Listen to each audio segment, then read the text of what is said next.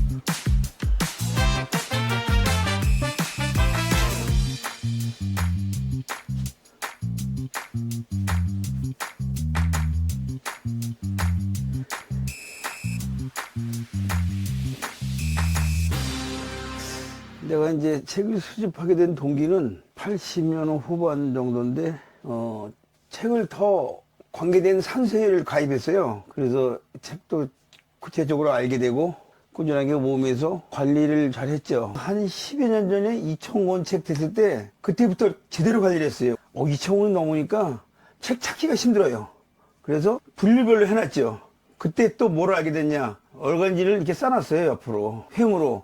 필요할 때 못 빼보더라고요. 그래서 책은 바로 뽑을 수 있게 하는 게 책이구나. 장식이 아니니까 그때부터 관리를 해서 어디 있으면 어느 책 딱 한눈에 알 수 있게끔 그래서 분류를 해놨죠.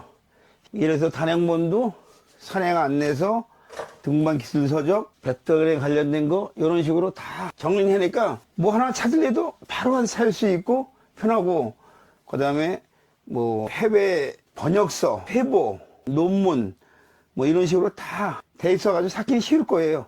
또 단행본도 책을 좀 4-5권 이상 낸 사람은 따로 이름도 집어넣어놨어요. 아주 찾기 편하게. 회보도 굉장히 역사성이 있고 중요하다고 생각해서 회보도 확실하게 잘 모았고, 그 다음에 월간지는 뭐 상계, 사랑가산, 월간산, 옛날에 이마우틴 그것도 창원업도 다 있어요. 근데 그거 말고 거기서 부록으로 나온, 요즘에는 아웃도어 시장이 많이 죽었지만 옛날에는 아웃도어 시장이 완전히 활동하게 들어갈 때 책 나온 게 그런 게 생각으로 많더라고요. 그 여러 가지로 그 아웃도어 회사에서도 발행된 책일 정도로 그런 것도 다 모아놨고, 월간지는 참 짐되는 것 같지만 필요하게 찾아볼 때가 있더라고요. 그래서 어쨌든 우리나라의 그 3대 산맥이 참 열심히 책을 내고 그럴 때 외국에서 뭐라 하느냐, 한국은 조그만 나라가 이 월간지를 3군데나 나온다는 게 너무 희한하다고 하더라고요. 한참 잘 나올 때는 이 사랑가산 페이지가 500페이지 가까이 갔어요. 그 정도로 이 두껍게 색이 나왔는데 요즘에는 뭐 거의 반백이 안 될 정도 나오지만 어떻든 이게 우리나라 산악 문화에 큰 그 얼간이들이 역할을 해줬고 진짜 필요할 때 또는 내가 무슨 책을 하나 내고 싶은데 뭐 자료 좀 필요한데 하면 우리 집 와서 다 필요한 거 찾아가기 편하게끔 순서대로 쫙 해놨기 때문에 찾기도 편할 거예요. 후배들이 많이 와서 이용하고 좋죠. 제가 목적이 그거였으니까. 그래서 더 나가는 게 박물관에다가 가면 더 많이 공유하고 하지 않을까 그런 생각입니다. 연락해서 관여한 거 그게 뭐냐, 역사 편찬서. 각 단일 산악회 단체에서 10년사, 20년사, 30년사, 50년사, 뭐 80년사까지 있더라고요. 쭉 그거를 수집을 한 게 한 100 몇 권이 돼요. 100 몇십 권이. 굉장히 대단하다고 생각해요. 그렇게 단체에서 그런 걸 낸 자체가, 그래서 많이 낸 데는 4권 낸 데까지 있더라고요. 20년사, 30년사, 40년사, 50년사 막 이런 식으로. 평생 산악회에서 한 번 내면 그만인데 2번, 3번 내는 큰 단체도 있고, 그 다음으로 중요하게 생각하는 게 해외 등반 보고서. 그것도 거의 200권 가까이 되는데, 진짜 이 보고서 내는 목적이 뭐예요? 내가 등반을 갔다 와서 이렇게 우리 등반했다 자랑이, 그건 두 번째죠. 내가 이렇게 성공을 했다, 그를 밝힘으로써 후배들이 저렇게 하니까 성공하는구나, 우리도 저렇게 준비해서 가야지, 큰 도움이 되는 거죠. 실패를 해더라도 그걸 내면 그거를 보고 후배들이 가서 그 다음에 성공을 한다고요. 보고서는 굉장히 중요하다고 생각해요. 우리나라 흐름이 옛날에 어땠냐? 보고서 성공하면 내고 실패하면 안 냈어요. 그건 아니거든요. 우리나라 보고서라는 명칭이 1977년부터 그런 명칭이 나왔어요. 그전에는 보고서라는 게 없었어요. 왜 없었냐? 77 에베레스트 가서 성공하고 그 자리에 나온 게 그때부터 명칭이 보고서라고 부를 정도로 그 후로부터 나왔어요. 77년부터 지금까지. 그래서 그런 그 보고서는 참 값어치가 있다고 생각하고, 그 다음에 저널, 큰 단체에서 나온 거, 한국산악회, 대한산악연맹, 서울산악연맹, 대학산악연맹, 이런 데서는 꾸준히 연본에 나와요. 그게 우리나라 산악 문화 발전에 최고의 역할을 한 단체들이라고 생각해요. 그래서 그런 것도 쭉 다 모아놓으니까 참 좋은 보기가 되고, 또 그 다음에 책을 내려면 어떻게 내면 되나, 와서 우리 그 후배들이 우리 이번에 50년사 뭐를 하려고 하는데 어떻게 하면 좋아요? 와서 봐. 좋은 것만 다 가서 본따면 되니까, 다 있으니까. 그래서 저는 그걸 개방을 해요. 항상 와서 보고 필요한 것만 가져가. 다 복사해 가고 얼마든지. 저는 그걸 그래도 완전히 개방했어요. 그래, 화폐는 제가 그 산에 관계된 장비를 모으다 보니까 우연스럽게 제가 은행 다닐 때 주화 수집을 한 적이 있었는데, 주화에도 산 그림 나온 게 없나 찾아봤더니 몇 개 없어요. 100개밖에 안 돼요. 기념주화는 있더라고요. 우리나라에서도 기념주화는 나온 게 있는데 구하기도 힘들고 다 은하고. 그런데 우연스럽게 거기에 관계를 하다 보니까 화폐가 굉장히 많더라고요. 화폐 수집하는 사람들이 시리즈별로 모으는 게 있어요. 분야별로 보니까 카테고리가 많아요. 뭐 환경, 건물, 인물, 이런 식으로 모으는 게 있더라고요. 그래서 주로 화폐는 어디든지 앞면이 인물입니다. 대부분이. 그리고 뒷면에 건축에 나온 것도 있고 여러 가지가 있는데 산 그림 나온 게 있어요. 그래서 제가 그 우연스럽게 수집을 하니까 몇 개 없더라고요. 그래서 거기 그 단체에 가입을 해서 수집을 알아보니까 한 20 몇 개 모은 사람이 있더라고요. 만나보고 더 자문하고 하다 보니까 우리나라에서 화폐 나온 게 49개에서 나온 게 한 60여 종이 돼요. 그래서 와, 집중적으로 몇 년 동안 모으기 시작했죠. 제가 지금 거의 전 세계 나온 거 제가 알기로는 한 85%는 모아놨어요. 유럽, 아시아, 아프리카, 아메리카 이렇게 해서 제가 분류를 해놨는데, 특이하게 제가 설명하고 싶은 게 뭐냐면 산 그림이 아예 앞면에 들어가서 먹고 사는 나라죠. 네팔. 네팔은 에베레스트 상징적인 거 아니에요? 1루피부터 2루피, 3루피, 5루피 뭐 다 모든 게 산 그림이에요. 에베레스트. 인물은 앞에 안 나와 있는데 인물이 나온 게 하나 있습니다. 에드먼드 힐러리. 이 사람은 지금 돌아가셨지만 살아있을 때 그 나라에서 앞면을 집어넣어준 거예요. 이 지폐를 모으게 된 동기도 이것 때문에 그렇습니다. 지폐 모으는 사람들은 지폐에 대해서는 잘 아는데 산악인들이 아니니까 산에 있는 사람 몰라요. 근데 그림을 보시면 알겠지만 에드먼드 힐러리 옆에 있는 산이 에베레스트 비슷하게 생겼는데 그게 아니고 쿡산입니다. 근데 그걸 에베레스트라고 소개를 했어요. 인터넷에 보니까. 그래서 내가 하도 어이가 없어가지고, 야, 이건 아닌데? 그러면서 제가 그 모기 시작된 동기인데 이게 유일하게 앞면에 나와 있어요. 살아있는 사진이 앞면에 들어간 게 처음이고 그 다음에 내가 또 어렵게 구한 거 이거. 우리나라 사는 화폐는 상그림 들어간 게 없어요. 근데 유일하게 요거 경복궁 뒤에 북악산 이게 우리나라에 딱 하나 있습니다. 영국에서 발행한 건데 구하기가 워낙 힘들어요. 지금 한 몇백만 원 거예요. 상당히 좀 의미 있는, 왜 우리나라에서 유일하게 산이 들어간 화폐 이거 하나밖에 없거든요. 그래서 의미 있는 어떤 그 역사 자료가 된다고 생각합니다. 이제 등산 장비 그런 건데 제가 그 초창기부터 70년부터 가지던 장비를 저는 안 버리고 다 가지고 있었어요. 그래서 배낭이라든가 막 침낭 이런 거는 오래되고 관리를 못해서 썩어서 버린 것도 있지만 클라이밍 장비는 오래 가니까 거의 대부분이 제가 사용하던 장비입니다. 그리고 김병준 선배, 한상철 씨, 백용 선배 이 세 분이 저한테 좀 준 게 좀 있고 요 근래에 와서는 제가 이제 박물관에 기증하고 자료 준비하고 있다 그랬더니 이제 주시는 분이 있어요. 나 이거 필요 없는데 당신 필요하면 가져가 해서 산행할 때 가까이 가져 나오신 분도 있고 그래서 이 장비가 많다 보니까 나중에 이거는 그분이 나한테 준 거를 제가 보관만 하고 있다가 기증할 건데 내 이름을 들어가면 안 되죠. 그래서 그 사람 이름을 다 집어넣었어요. 거기다가 누구층 이렇게 나중에 그거 그렇게 하려고. 그래서 요즘에도 이제 그런 게 띄엄띄엄 들어오고 이 이제 장비가 주로 이제 록클라이밍 장비, 아이스클라이밍 장비는 저희 거실에 있는데 주로 다 사용했던 거고 그래서 신발도 보면 다 이제 좀 특이하게 똑같은 건 빼고 송리병에서 옛날에 이렇게 만들었구나. RF에서는 이렇게 했구나. K2에서 나온 거 이렇게 종류별로 해놨습니다.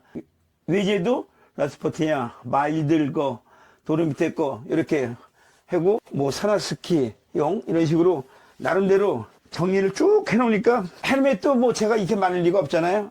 안 쓰는 거 사람들이 주더라고요. 그래서 헬멧도 한 10개 되는데 종류별로 쭉 해놨고 나중에 다 좋은 유산이 되는 거겠죠. 아주 내가 그 기억에 남고 꼭 복원하고 평생 가지고 있어야 될 생명의 은인 장비가 이겁니다. 자일브람세라고 해서 그 비례해볼 때 쓰는 기구예요. 확보형 기구인데 9mm, 11mm 이렇게 되어 있는 건데 여기 독일 사료화제인데 아주 구하기 힘든 거예요. 그리고 그 당시에 70년대에 구했으니까 아주 내가 보물 가지고 다니겠죠. 그러다가 요거를 잊어버렸다가 26년 만에 찾은 거예요. 근데 26년 만에 찾은 것도 참 사연도 있지만 내가 이걸 왜 소개를 하냐면 이게 제 생명이 은이는 거예요. 왜 그러냐. 70년대 중반에 대구 사람 산악회에서 서울로 원정을 왔어요. 옛날에는 지방에서 서울 등반을 올 때 원장이라 그랬어요.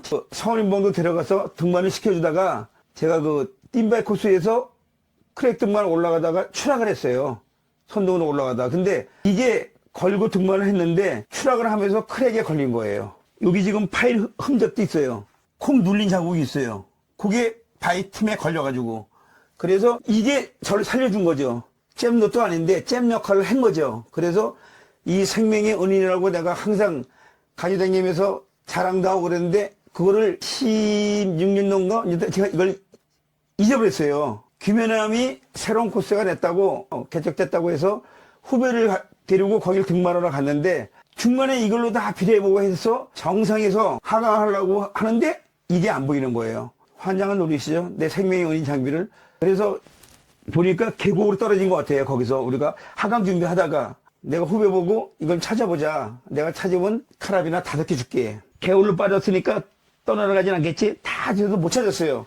그래서 할 수 없이 포기하고 내려왔는데 나중에 26년 만에 찾은 게 어떻게 찾았냐. 유학재라는 후배가 우리나라에서 하강기를 최고 많이 수입해서 가지고 있는데 뭐 거의 1000개 정도 될 거예요. 근데 그 친구가 소개를 하면서 맨날 했어요. 근데 그거를 어느 날 딱 보니까 거기에 이게 딱 나와 있는 거예요. 저거 내 건데? 바로 전화했죠. 야, 너 이거 어떻게 구했냐? 내가 한 20몇 년 전에 잊어본 건데 에이 말도 안 되는 하지 마세요.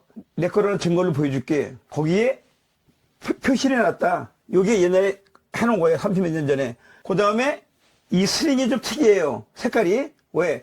요게 자일 외피예요. 그래서 내가 이 자일 외피를 보고 아는 거예요. 그랬더니 본인이 맞으니까 예 드리겠습니다. 근데 이 형님도 나 좋은 거 하나 뭐 주세요. 그래서 제가 아주 귀한 하강기 1950년대 쓰는 하강기를 그걸로 주고 이걸 제가 가져왔어요. 그래서 생명이 은인이고 사인도 많지만 새로 구한 것도 사이도 많고, 그래서 내가 야, 넌 이거 도대체 이걸 어디서 구했냐 물어봤더니 설악산에 사는 후배가 그걸 자기한테 줬대요. 그래서 역시적으로 그 친구가 당연히 어디서 났냐, 어떻게 구했냐 했더니 쓰레기통 앞에서 주웠대요. 그래서 너무 희한해가지고 추적 알고 보니까 이거를 떨어뜨린 게 제가 김해남 정상에다 떨어뜨렸는데 계곡 쪽으로 떨어진 게 아니고 아마 올라가다 빠진 것 같아요. 거의 다 올라왔을 때 등산로로 떨어진 거예요. 등산로에서 옛날에 음료수 파는 사람이 있었어요. 그 사람이 이걸 습득을 했대요. 주워가지고 자기는 필요가 없으니까 누구를 줬는데 그 사람도 그걸 필요 없으니까 전혀 뭐 있었는지도 모르겠고, 그러니까 옛날에 이걸 돼지코라 그랬는데 일명 그 사람도 그게 필요 없으니까 여기 무슨 양은같이 생겼으니까 그 재활용 통에다 버린다고 그냥 버렸대요. 근데 그게 들어가질 않고 재활용 통에 통 튕겨서 나와서 이렇게 그 앞에 떨어진 거죠. 그거를 그 여자 후배가 지나가다가 본 거예요. 이거는 확보용 그 기군대 왜 여기 있지?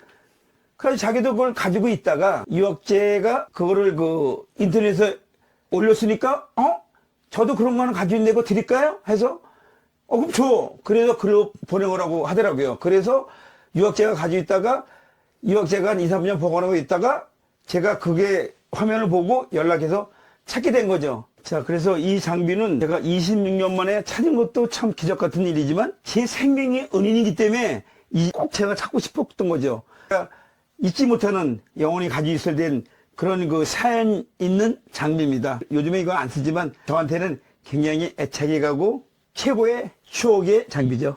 예, 여기 있는 것은 우리 집사람한테 양해를 구하고 주방까지 침범을 했죠. 피켈, 아이스바일, 아이스암마, 겨울 장비를 집합해 놓은 겁니다.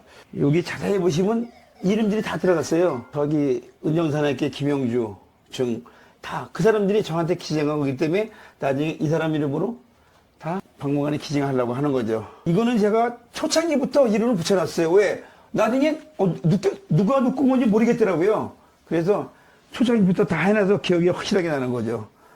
겨울 장비는 여기 보시면 스크류 종류도 다 있고 아이젠도 좁아서 이거 말고도 열 몇 개가 더 있어요. 이 배지가 우리가 그러잖아요. 구슬도 구워야 되는 거지 안 끼면 무슨 의미가 없잖아요. 그래서 배지 집에 몇 개, 몇 천 개 있는 거 쑤셔두면 소용없고 다 분리를 해서 매겨놨습니다. 이렇게 자세히 보시면 서울시 사랑연맹 설제 기념 배지, 설제만 모은 거예요. 그 다음에 가맹단체 친선산행, 그 다음에 산악회에서 행사할 때 맹긴 거, 그 다음에 각 시도연맹 및 한국산악회 행사 배지, 대통령기 전국 등산대회, 그 다음에는 산악단체 로고, 그리고 거리산악회에서 나온 거, 여기 보면 을령산악회에서 나오는 배지들, 여기 보면 또 시민산악회, MC 방송 뭐 이런 식으로 다 이렇게 시리즈별로 해놨어요. 이 피켈도 참 우리나라에서 모래내 금강 나오기 전에 나온 피켈이에요. 이게 60년대에